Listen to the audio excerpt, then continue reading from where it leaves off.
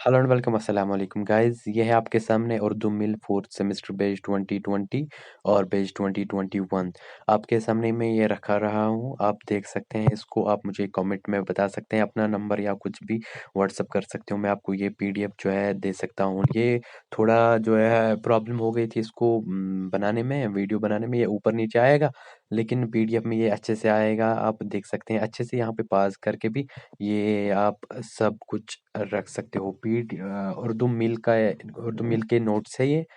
आप ये अच्छे से रख सकते हो, अच्छे से देख सकते हो। अ, 4 चैप्टर्स है इसके, बहुत ही आसान है, ज़्यादा मुश्किल भी नहीं है।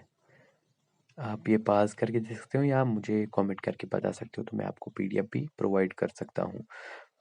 Thank you so much for watching this video guys. Please subscribe कर दो चैनल को। और अगर पढ़ाना होगा कोई भी मुझे बता सकते हो कौन सा जो है चैप्टर पढ़ाना है। मैं आपको ये पढ़ा सकता हूँ अच्छे से, उसका कोई मसला नहीं है।